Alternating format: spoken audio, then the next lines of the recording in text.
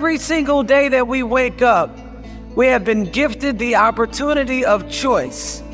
You can choose to be happy or you can choose to be sad. I don't care what your situation is. You should never allow your situation to define who you are as a person. The outside is the physical manifestation of what goes on inside the brain. Things do not just happen. No one just rear-ends your car. You don't just become broke. Broke is a mindset. Things don't just happen. Your pocketbook is not just below balance or on zero. You're not just overweight, just by chance you're just overweight. Things don't just happen. Your words can trip you. What you say can cause you to stumble. It can keep you from your potential. You're not snared by what you think. Negative thoughts come to us all. When you speak them out, you give them life. That's when they become a reality. When you say, I'll never get back in shape, it becomes more difficult. You just made it harder. When you say, I never get any good breaks, that stops the favor that was ordained for you.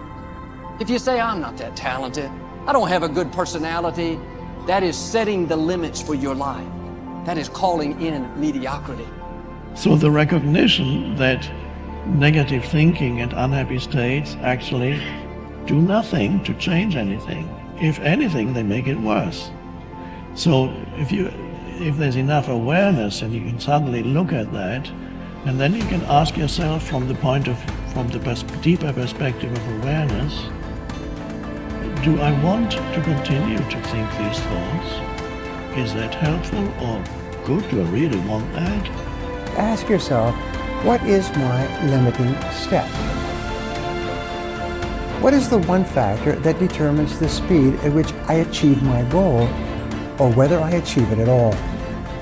Once you've answered this question, you can move on to making a plan for how to accomplish your goals by eliminating this limiting factor.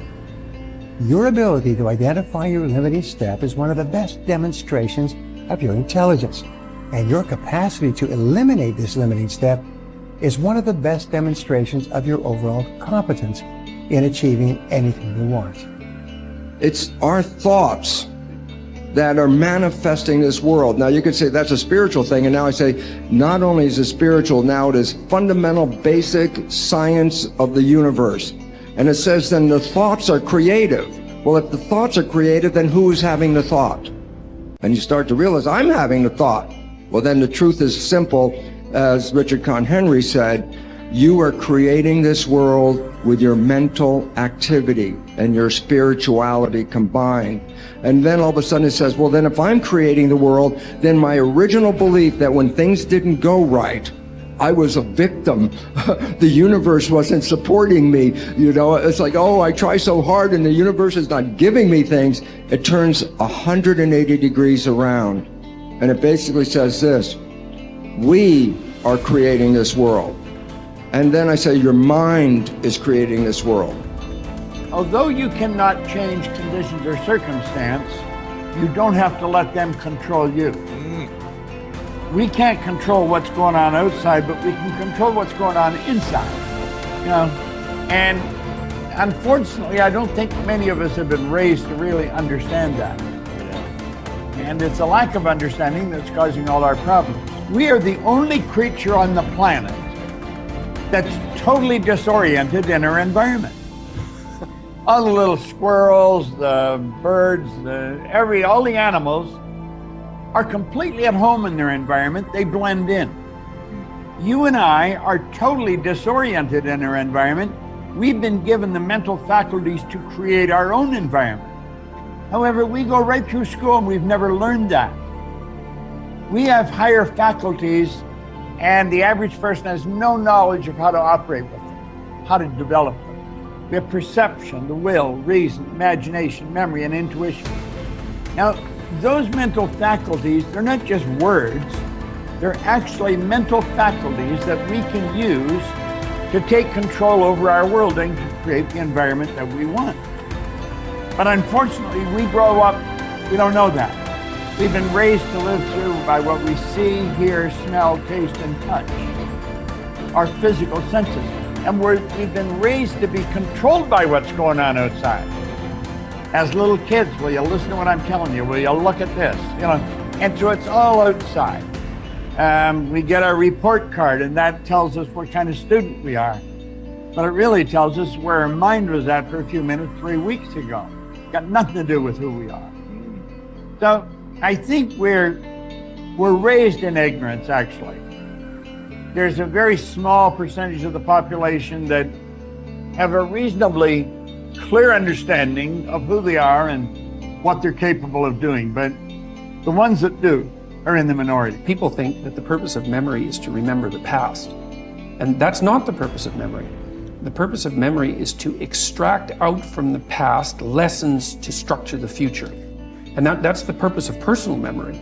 And so you're done with a memory when you've extracted out the information that you can use to guide yourself properly in the future. So if you have a traumatic memory, for example, that's really obsessing you, if you analyze that memory to the point where you figured out how you put yourself at risk and you can determine how you might avoid that in the future, then the emotion associated with that goes away. So memory has a very pragmatic function. And cultural memory is the same thing, is that we need to extract out stories from our past that structure our future. And we need that because, well, first of all, if you don't have a purpose, let's say, it isn't that your life becomes neutral in a meaningless sense. It's that your life becomes characterized by unbearable suffering, because the baseline condition of life is something like unbearable suffering. And what you have to set against that is a noble and worthwhile purpose. And hopefully your determination of that purpose is buttressed to some degree by the wisdom of the past, because you can't conjure something like that up on your own.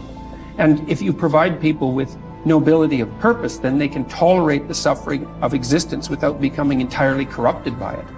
And cultures that don't do that, it isn't even so much that they die, it's that cultures that don't do that are dead. They're done. They don't have a story anymore. They don't have a call to adventure. And then everyone suffers stupidly as a consequence. It's a very bad thing. So Churchill made the same observation that many of the great psychologists and philosophers made in the early part of the 20th century.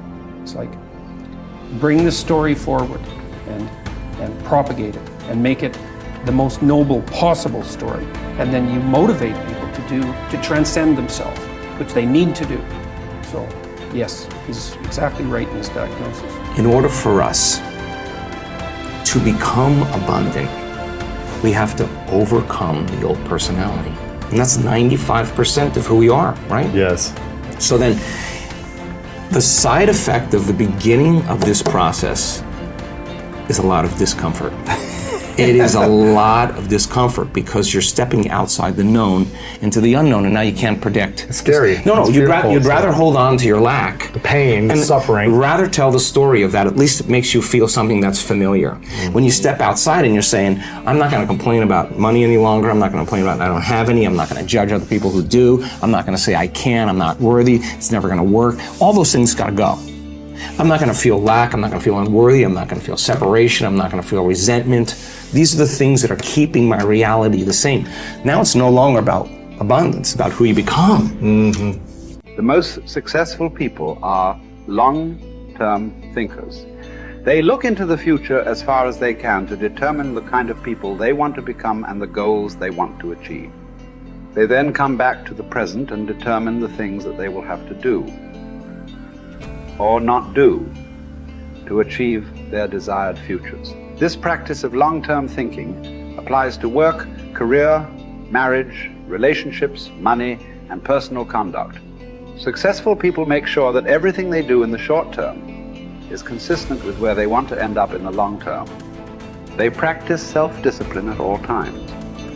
You see this willingness to sacrifice in people who spend many hours and even years preparing, studying, and upgrading their skills to make themselves more valuable, so that they can have a better life in the future, rather than spending most of their time socializing and having fun in the present. Your ability to think, plan, and work hard in the short term, and to discipline yourself to do what is right and necessary before you do what is fun and easy, is the key to creating a wonderful future for yourself. Your ability to think long term is a developed skill. As you get better at it, you become more able to predict with increasing accuracy. what is likely to happen to you in the future as the result of your actions in the present. This is a quality of the superior thinker. The common denominator of success was that successful people make a habit of doing the things that unsuccessful people don't like to do. And what were these things? It turned out that the things that successful people don't like to do are the same things that failures don't like to do either. But successful people do them anyway because they know that this is the price they have to pay if they want to enjoy greater success and rewards in the future. Successful people are more concerned with pleasing results, whereas failures were more concerned about pleasing method. Successful, happy people were more concerned with the positive, long-term consequences of their behaviors, whereas unsuccessful people were more concerned with personal enjoyment and immediate gratification. The top people were those who were more concerned with activities that were goal-achieving, whereas average people were more concerned with activities that were tension-relieving